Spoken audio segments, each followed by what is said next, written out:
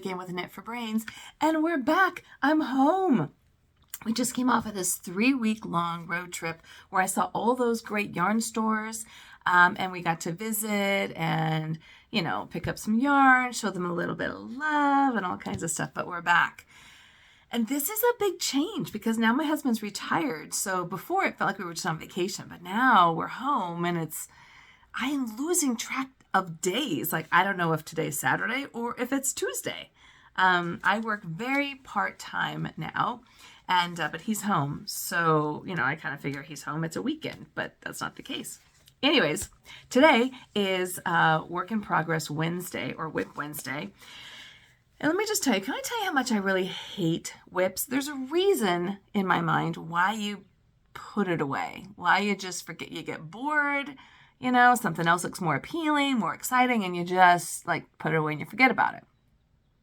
So I've actually done a pretty good job of not having a lot of WIPs. I mean, currently I've got 2. There's a couple that are so old, I didn't even know what I was making in the first place, and I didn't know what the pattern was. I was like, that. So I either frogged it or I just tossed it.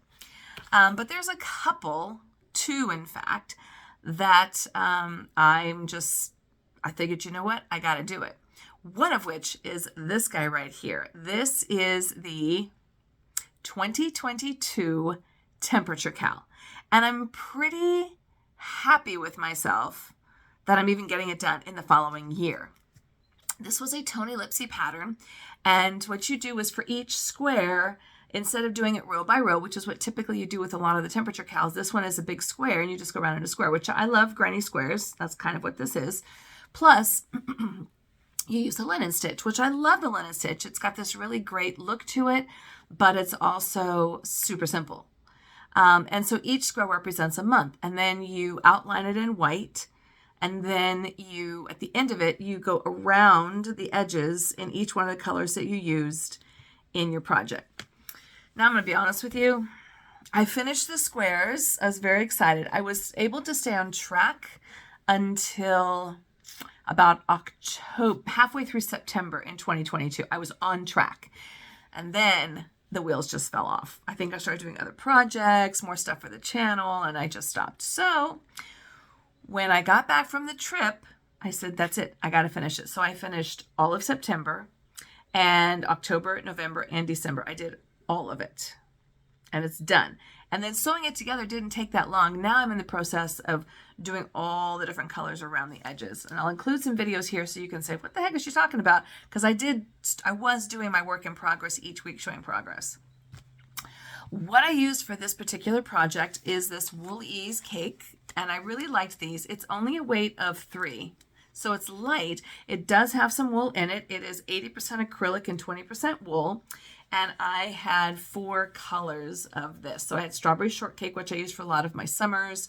This one here is called Forever Young, which I use for my autumn and fall. And then I had some darker colors, which I use for my winter. And then I had the greens, which I use for my spring. I can't remember all the names. You'll have to look back at the other video because I looked in my stash and I couldn't see if I actually had any others in there. But I have several of these and of these. And of course, you know, it's a discontinued color with Lion Brand.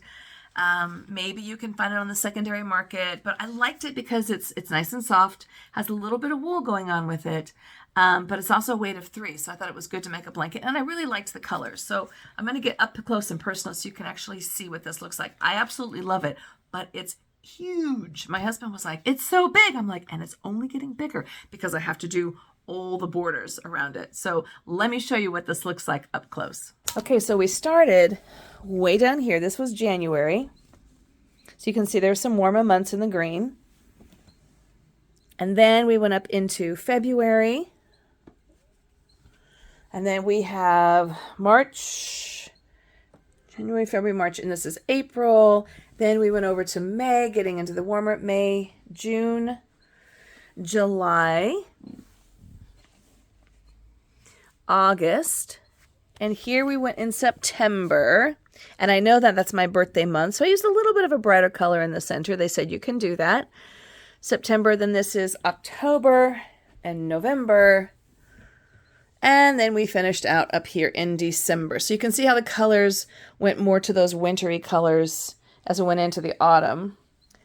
But we had a lot of the green in the summer and a lot of the pinks and the reds and the things like that. So all in all, really, really love this blanket. It's really going to be it's a behemoth for sure. Let me zoom out. It's quite big. So it's 4 rows down and then 3 rows across. And then I'm doing the border here for every row, every color. And I might get a little tired. I'm going to bring some of the reds in once I finish with this gold here. And I'm going to bring some of the reds and the pinks and that kind of stuff coming in here. So all in all, I really enjoyed it. I haven't done a temperature cal before. I really wanted to do a temperature cal in the worst way. And I'm glad I did. But, when you do something this big, even though, you could just do like a row at a time, now it comes in the tedious part where you have to do it. The different rows and the different color, and it can be a little bit long and tedious. You kind of have to mix it up. You do something big like this, and then you move into something smaller, like a scarf or a hat or something along those lines. But it was great. I'm so glad I did it. I was going to give it away, but I think I like it too much that I'm going to have to keep it. So I'm going to have another blanket to add to our collection. But I really did enjoy this yarn quite a bit. And I just found another pattern for a granny square-ish Afghan that I found through Annie's Crafts. And I have enough of this that I can make another one of those or something similar to that. So anyways, this is my work in progress, almost finished. Next week it should be finished. It's just that mindless, going around doing single crochets all the way through. Wanted to show you what I had going on. And this is Kimberly with Knit for Brains. I will be back with more content, so much more coming up.